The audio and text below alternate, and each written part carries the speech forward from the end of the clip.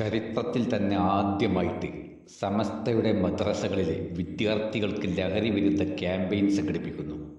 Assembly, പ്രതിജ്ഞ, ഒപ്പുശേഖരണം, ബോധവൽക്കരണം, squad work എന്നിങ്ങനെ വിവിധ കാര്യങ്ങളാണ് ഈ മെയ് 18 ഞായറാഴ്ച സംഘടിപ്പിക്കുന്നത്.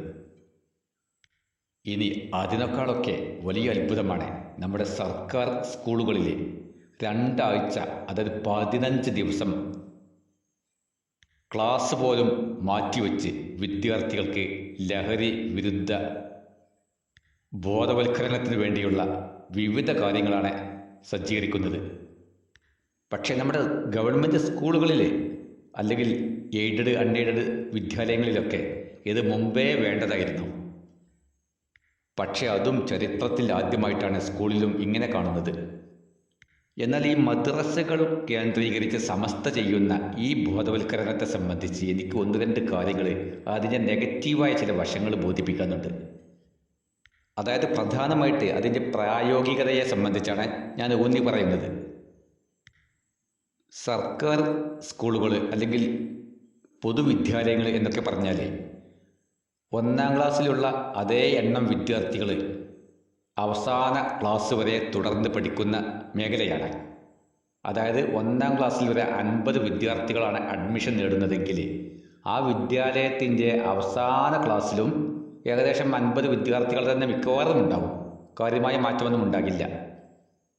എന്നാൽ മദ്രസ അല്ലെങ്കിൽ മതപാഠശാലകൾ ഏത് മതത്തിൻ്റേതായാലും സ്വാഭാവികമായും അവസാന ക്ലാസ്സുകളിലേക്ക് ആദ്യ ക്ലാസ്സുകൾ പോലെയുള്ള വിദ്യാർത്ഥികളുടെ എണ്ണം ഉണ്ടാവുകയില്ല.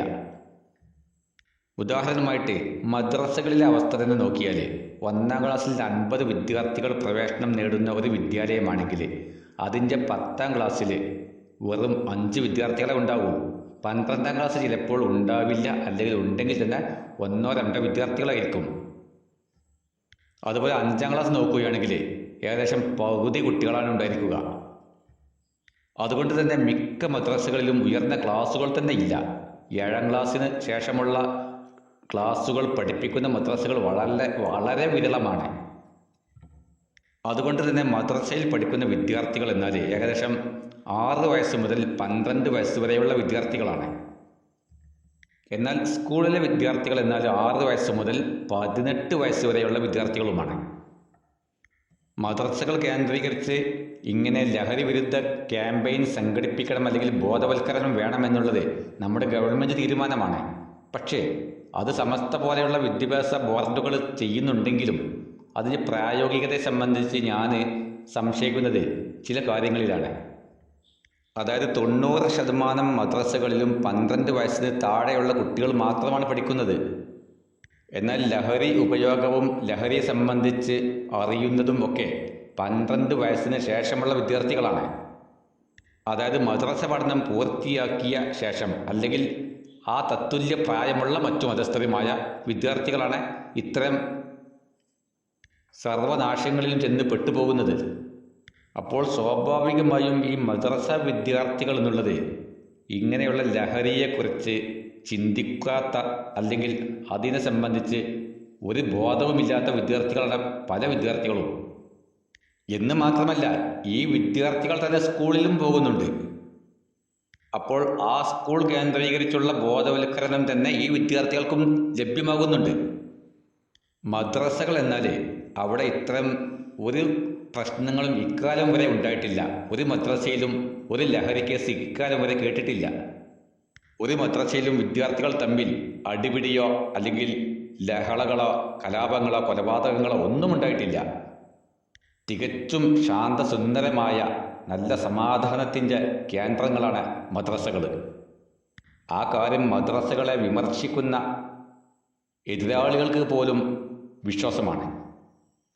അതുപോലെ ഈ മദ്രസകളിൽ ഇക്കാലം വരെ ഒരു കാമുകനും കാമുകിയും അത്തരമൊരു സ്വഭാവമോ അല്ലെങ്കിൽ അങ്ങനെയുള്ള വല്ല ബന്ധങ്ങളിലും പെട്ട് വല്ല വിദ്യാർത്ഥിനികളും ഗർഭിണിയാവുകയോ ഒന്നും ഉണ്ടായിട്ടില്ല. എന്നാൽ നമ്മുടെ സ്കൂളുകളിലോ 8-ാം ക്ലാസ് വിദ്യാർത്ഥി പ്രസവിച്ചു, 9-ാം ക്ലാസ്സുകാരൻ അറസ്റ്റിൽ, അല്ലെങ്കിൽ 10-ാം ക്ലാസ്സുകാരി സ്കൂളിൽ പ്രസവിച്ചു, 8-ാം ക്ലാസ്സുകാരൻ പിടിയിൽ എന്നിങ്ങനെ എത്ര വാർത്തകളാണ് നാം കണ്ടതും കേട്ടതും. ഇത്തരം ഒരു വാർത്ത പോലും മദ്രസകളിൽ ഉണ്ടായിട്ടില്ല. കാരണം ഉണ്ടാവുകയുമില്ല. അത്രയും അച്ചടക്കമുള്ള നല്ല കുട്ടികളാണ് മദ്രസകളിൽ പഠിക്കുന്നത്. ഭാര്യയും ഭർത്താവും നടക്കുന്ന പോലെ കപ്പിൾസ് ലൈഫ് ആസ്വദിച്ച് സ്കൂളിൽ പോകുന്ന എത്രയോ വിദ്യാർത്ഥിനികളുണ്ട്. എന്നാൽ അത്തരം ഒരു രംഗം പോലും നമ്മുടെ മദ്രസകളിൽ ഇല്ല, ഉണ്ടാവുകയുമില്ല. അത്രയും കണിശമായ കൃത്യമായ ബോധവൽക്കരണങ്ങളും ഇടപെടലുമാണ് മദ്രസകളിലുള്ളത്. ഇത്തരം ഒരു പരിശുദ്ധ സ്ഥാപനത്തിൽ തെറ്റും തിന്മയും എന്തെന്ന് പോലും പരിചയമില്ലാത്ത ഈ കൊച്ചു കുരുന്നുകളായ കുട്ടികൾക്ക് എന്തിനാണ് ലഹരി വിരുദ്ധ ക്യാമ്പയിൻ സംഘടിപ്പിക്കുന്നത്? ഒരുപക്ഷെ ഈ ലഹരി വിരുദ്ധ ക്യാമ്പയിൻ്റെ ഭാഗമായിട്ടായിരിക്കും ചില വിദ്യാർത്ഥികളെങ്കിലും ഈ ലഹരി എന്താണെന്ന് അറിയുക. അപ്പോൾ അത്തരം വരെ അറിയിച്ചു കൊടുക്കേണ്ട ആവശ്യം നമുക്കില്ല. പകരം ഈ കുട്ടികളെല്ലാം തന്നെ സ്കൂളിൽ പോകുന്നവരാണ്. മദ്രസ മാത്രം പഠിച്ചിരിക്കുന്ന ഒരു വിദ്യാർത്ഥിയും കേരളത്തിലില്ല. അതുകൊണ്ട് ഈ കുട്ടികൾക്ക് സ്കൂൾ കേന്ദ്രീകരിച്ചുള്ള 15 ദിവസം നീളുന്ന ആ ബോധവൽക്കരണം തന്നെ തികച്ചും മതി. എന്ന് മാത്രമല്ല, നമ്മുടെ ഗവൺമെൻറ് സർക്കാർ സ്കൂളുകൾ അവിടെയൊക്കെ ഈ മദ്രസകൾ പോലെയുള്ള അച്ചടക്കവും ശാന്തിയും കൊണ്ടുവരാൻ ശ്രമിക്കുകയാണ് വേണ്ടത്. മദ്രസയെ കണ്ട് പഠിക്കുകയാണ് അവർ വേണ്ടത്. അത്രമാത്രം അച്ചടക്കത്തിലാണ് ഓരോ വിദ്യാർത്ഥികളും മദ്രസകളിലേക്ക് പോകുന്നതും തിരിച്ചു വരുന്നതും. ഈ ഒരു നന്മ എന്തുകൊണ്ടാണ് നമ്മുടെ ഗവൺമെൻറ് മേഖലയിൽ കൊണ്ടു നടപ്പാക്കാൻ സാധ്യമാകാത്തത്? എന്തായാലും സർക്കാർ ഇപ്പോൾ വൈകിയെങ്കിലും കൊണ്ടുവന്ന ഈ 15 ദിവസം നീളുന്ന ഈ ബോധവൽക്കരണം ഒരല്പം മുമ്പ് തന്നെ വേണ്ടിയിരുന്നു എന്നാണ് എനിക്ക് തോന്നുന്നത്. അതുപോലെ അനുബന്ധമായി മറ്റൊരു കാര്യം എനിക്ക് സൂചിപ്പിക്കാനുള്ളത്, നമ്മുടെ ഈ ശിക്ഷാ നിയമത്തിൽ നല്ല കാതലായ മാറ്റം അനിവാര്യമാണ്.